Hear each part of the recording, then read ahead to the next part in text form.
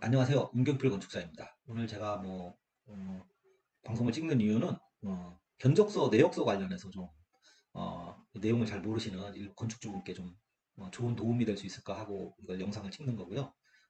저도 이제 가끔 유튜브에 보면 자료 조사를 하거나 뭐 그런 경우가 있거든요. 뭐 유튜브에서 자료를 저도 뭐 공부를 하거나 제가 모르는 지식들은 저도 취하고 하고 그런 경우도 있고요.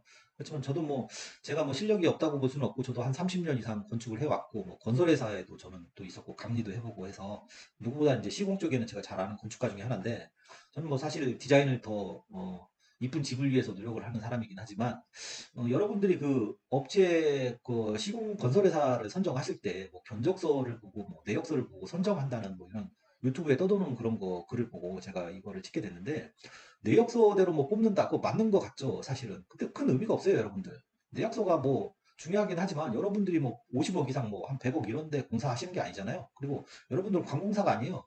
관공사에서 내역서를 받는 이유는 설계 도서 외에 내역서를 받잖아요. 내역을 별도로 맡깁니다. 그 내역을 뽑는 회사가 있어요, 따로. 그래서 그걸 맡기는 이유는 이게 책임지기 싫어서 하는 거거든요, 내역에. 그래서 내역서를 발주를 하는 거예요. 그래서 내역이 없으면 추가비를 줍니다. 또 빠진 게 있으면. 그러니까 그런 책임 소재가 있기 때문에 하는 거지만 여러분들이 짓는 거는 소규모 주택이나 상가주택이나 조그만 상가잖아요. 그럼 그 이하 같으면 내역서를 굳이 내역서가 아주 중요하진 않거든요. 왜 그러냐면 우리 총액으로 계약을 하는 거기 때문에. 그리고 내역서를 기준으로 만약에 계약을 해서 내역서에 만약에 빠진 게 있으면 추가비를 더 줘야 돼요. 그러니까 생돈이 더 나가는 거예요. 그래서 내역으로 계약을 하는 건 상당히 위험하다라는 거. 내역은 참고용이고 설계 도서로 계약을 하셔야 되는 게 가장 정확하다.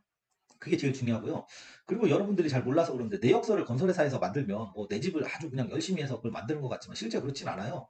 다른 현장에 쓰던 거 비슷한 종류의 그 내역서를 가지고 짜집기를 하는 겁니다. 이 도면을 갖다 놓고. 그래서 아주 정확하지가 않아요. 왜 그러냐면 당장 정확하게 계약한다고 알 수가 없기 때문에 이제 대충 하는 거예요. 일단 어느 정도 7, 80% 맞게는 하죠. 그냥 대충 하는 거기 때문에 그 금액 가지고 일희일비 하실 필요는 없어요.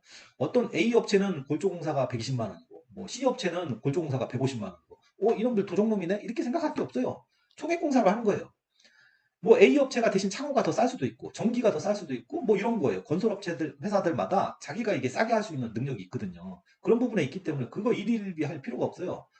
제가 보면 중개 플랫폼 회사 같은 데서 내역서를 보고 이렇게 검토를 해준다는데 다 개소리예요. 중개 플랫폼 회사들도 자기들이 아는 회사를 밀거나 그런 경우가 되게 많아요. 짜고 치고. 설계사무소도 마찬가지고요. 그런 경우를 저는 많이 봤기 때문에 그거를 꼭 맹신할 필요도 없어요. 그게 의외로 보면 수수료나 이런 거 따지고 보면 그 돈 더 많이 나가는 거예요. 또 그것도 몇 천만 원, 몇 백만 원 나가죠. 그 돈이면 뭐냐면 마루를 또 좋은 걸 깔거나 문짝을 다 좋은 걸 갈 수도 있어요. 조명을 아주 좋은 걸 할 수 있거나. 그러니까 돈이 이렇게 한두 푼 세는 게 그게 검증한다고 그게 검증이 되는 것도 아니고. 그래서 여러분들한테 해주고 싶은 얘기는 설계 도서가 잘 돼 있어야 돼요. 아니 그러니까 1,000만 원 주고 준 상가주택 도면하고 3천만 원 준 상가주택 도면하고 도면이 같을 수는 없죠. 장수도 다를 거예요 아마. 1,000만 원 주면 도면도 대충 그린 거 몇 장 안 될 것이고 그러면 어떻게 되겠어요? 그 도면이 부실하면 건설회사들이 임의로 할 수 있는 영역이 너무 많죠. 임의로 할 수 많다는 거는 공사비를 자유자재로 조절할 수 있다는 거예요. 내역에는 14억에 한다고 했지만 실질적으로는 한 11억이나 12억에 하고 많은 수익을 낼 수가 있는 거죠. 그런 문제가 있어요. 그래서 도서가 되게 중요해요. 그래서 간혹가다는 우리가 설계도 해주고 건물도 지어줄게 하면은 여러분들 공짜 같죠? 세상에 공짜가 없어요. 그것처럼 위험한 게 없습니다. 그거는 창하고 방패를 같이 주는 경우가 대부분이에요. 그러면 다른 현장에 남는 자재 여기다 막 갖다 끌어목기도 하고 그러다 보니까 막 인면이 지저분한 건물들 많죠. 상가 건축 건물들 의외로 보면 이 단일한 디자인이 아니고 여러 그 다른 현장에서 남는 거 그냥 갖다가 막 벽에다 메꾸고 이런 현장들이 너무 많아요. 그래서 저는 여러분들이 이제는 집을 짓는다면 좀 미적 감각을 좀 가지고 계셔야 돼요. 맨날 오징어 같은 건물들 지으면 뭐합니까? 상가주택. 남들하고 똑같은 거. 다 싸구려 자재 들어가는 거. 그렇게 하지 마시고 좀 더 이제 좀 안목이 생기셔야죠. 이제는. 시대가 변했는데. 예전에 무식하고 못 살 때는 다 어른들이 돌 건축을 좋아했어요. 돌. 그때는 다 어렵고 하니까 돌집 보면 다 부자집이고 양옥집이고 저 돌. 근데 지금 돌이 제일 싸요. 사실 알고 보면. 아시죠? 잘 모르실지 모르겠지만. 돌이 좋은 게 아니에요 또. 그죠? 더 좋은 재료들도 많고 합리적으로 할 수 있는 방법들이 많이 있습니다. 그래서 상가주택을 짓는데 한 150평에 한 4층짜리 지면 7억에서 막 많게는 13억까지 막 견적 금액이 막 달라지잖아요. 그건 업체의 저기 문제가 아니고 도서 문제예요. 여러분들이 도서를 잘 해야지. 그리고 일단 그럴 경우에는 일단 중간 가격을 제시한 업체를 일단은 컨택을 해서 그걸 기준점으로 잡고 업체 선택을 하는 건 일반적인 기준이고요. 그 다음에 이제 도서를 가지고 도서에 빠진 게 없나 최종 확인을 해서 건설회사하고 최종적으로 조율을 잘 하셔야 돼요. 내역만 가지고 하는 거는 아주 위험합니다, 여러분. 그리고 참고로 말씀드리면 지금 집 짓기 아주 좋은 계절이 왔어요. 왜 그러냐면 지금 건축비가 많이 내렸거든요. 왜 그러냐면 그동안 집을 많이 안 졌거든요. 지금 제일 비쌀 때가 2022년 때 제일 비쌌어요. 철근이고 공구리트 뭐다 제일 비쌀 때고 지금은 뭐 많이 떨어졌죠. 왜냐면 많이 안 짓고 있으니까. 지금 인부들도 다 도망가가지고 본국으로 다 갔어요. 일이 없으니까. 그래서 인건비는 많이 내리진 않았는데 자재비는 많이 내려가지고 그래도 지금 짓기는 괜찮다고 볼 수 있어요. 제가 최근에 지은 원주의 저기 그 서산에 그 빌딩도 아주 싸게 지었거든요. 건설회사들이 지금 최저가로 해서 막 잘 할 수 있는 업체만 선택한다면 도움이 많이 될 수 있습니다. 업체 선정을 잘 해야죠. 대신에 문제는 건설회사가 다 잘 해주는 게 아니에요. 여러분들이 착각하고 있는 게 설계는 뭐 별거 아니고 건설회사가 다 맘대로 막 하죠. 그러니까 건축가가 되게 중요한 거예요. 건축가가 감시를 하고 항상 보고 계속 디테일을 수정하고 현장의 문제점 계속 파악하고 잘못 공사하는 거 막 수정을 하고 그러니까 집이 잘 되는 거지. 건설회사가 절대 잘 지어준다는 생각은 여러분 내가 볼 때 정신 나간 생각입니다. 왜 그러냐면 건설회사는 집을 지어서 이윤을 많이 남기는 게 목적이기 때문에 그렇지 않은 건설회사는 거의 없어요. 세계 어디 있어요? 다 없지. 다 먹고 살려고 하는 짓인데. 대신 건축가는 주어진 설계비를 받고 그 작품이 될 수 있도록 내 집이 아주 아름답게 잘 만들어주기 위해서 노력하는 건 건축가밖에 없어요. 여러분들이 착각하시면 안 돼요.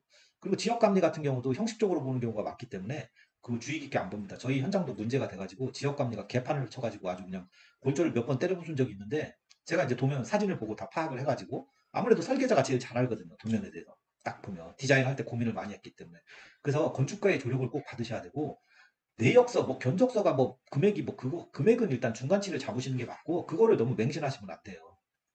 건설회사마다 창호를 싸게 하는 회사가 있고 골조를 싸게 하는 회사가 있고 또 다 다르거든요. 그런 문제에 있어서는 그냥 단순히 그 중개회사의 소개만 듣고 선정을 하시는 것도 저는 맞지 않다고 봐요. 그거는 중개회사 같은 경우도 짜고 치고 밀어주는 경우가 의외로 많거든요. 건설회사랑. 그래서 그런 것보다는 그 독립적으로 해야 돼요. 건설회사 설계사무소 선정, 그 다음에 건설회사 설계가 다 끝난 다음에 그 도면을 가지고 세네 개의 건설회사를 가지고 입찰을 시켜서 경쟁을 제대로 시키는 게 낫고 그게 가장 합리적이라고 볼 수 있어요. 그 대신에 이제 그때 건축가의 조력을 많이 받아야 돼요. 그리고 이제 건설회사 그때 보는 기준이 있어요. 이 재무제표라든가 뭐 이 뭐 빚지고 있는지 아닌지 조직원은 어떤지 뭐 여러 가지 기준이 있는데 보다 좀 디테일하게 보는 부분이 있어요. 근데 제가 그거는 여기서 이제 말씀드릴 수는 없고 중요한 부분이니까 그런 것들은 이제 저희 클라이언트들은 제가 그렇게 꼭 그 조건을 검토를 해서 꼭 해드려요. 아주 중요한 부분들이 있거든요. 그런 거 이렇게 쉽게 직접적으로 얘기하기는 좀 그런 부분이 있어서 저도 계약을 하고 난 이후에 얘기해 드리는 부분이 많아요. 실질적으로 그 이후에. 그래서 이제 그렇진 않지만 어쨌든 내역보다는 설계 도서가 중요하다는 거. 그리고 어차피 우리는 총액 계약이기 때문에 너무 그 내역에 대해서 일일이 안 하셔도 된다는 거. 그리고 그 마지막에 중요한 거 한 가지만 말씀을 드리면 최종 계약을 하실 때 특약사항 정리를 잘 하셔야 돼요. 창호는 뭐뭐뭐, 뭐 주방 가구는 뭐뭐뭐 이런 것들에 대한 스펙 정리를 충분히 좀 넓게 하시면 크게 문제가 될 게 없어요. 그거를 꼭 내역서 가지고 저기 하는 건 아니거든요. 내역서에 빠진 게 많기 때문에 건축주가 꼭 알아보기가 너무 어려울 수 있어요. 그러니까 그런 것보다는 건축가의 조력을 받아서 꼭 하셔야 되고 그리고 건설 표준 계약서를 꼭 하셔야 되고 하자 보증 기간을 2년 이상 하셔라. 꼭 최소. 단기로 하시면 안 돼요. 그리고 뭐 벽에다가 외벽 하다 보면 저희 업체들 보면 진짜 한심한 업체들 많은데 뭐 발수제 발라주겠다 이런 개소리들 믿지 마세요. 발수제는 여러분 하자 기간 지나면 끝이에요. 그 뒤에는 이제 물 새는 거예요. 그러니까 하자 기간까지 버텨라. 그런 의미에서 바르는 거지 뭐 여러분 좋으라고 해주는 게 아니에요. 발수제가 없는 상태에서 건물이 물이 안 새야죠. 발수제 발라놓은 상태에서 안 새는 게 중요치 않잖아요. 그죠? 그러니까 합리적인 건축을 하기 위해서는 여러분들이 좀 똑똑할 필요는 있어요. 근데 어디 이상한 정보를 들으셔가지고 그걸 맹신하고 이 정보를 또 잘못 또 습득을 하시면 그것처럼 또 되돌리기 힘든 경우가 되게 많아요. 그러니까 꼭 잘하는 건축가의 조력을 받아서 건설회사 계약을 하실 때 꼭 그런 충분한 조건들을 파악을 하시고 하셔야 되는데 이거 왜 해드리고 싶은 얘기는 좀 많은데 직접적으로 밥주라고 연결이 돼가지고 그거는 나중에 혹시 뭐 인연이 된다면 제가 더 얘기를 해드리는 걸로 하겠습니다. 그리고 만약에 집을 지을 때 뭐 간단한 정도의 뭐 궁금한 사항들 있으시면 연락을 주시면 제가 좋은 설명 해드리도록 하겠습니다.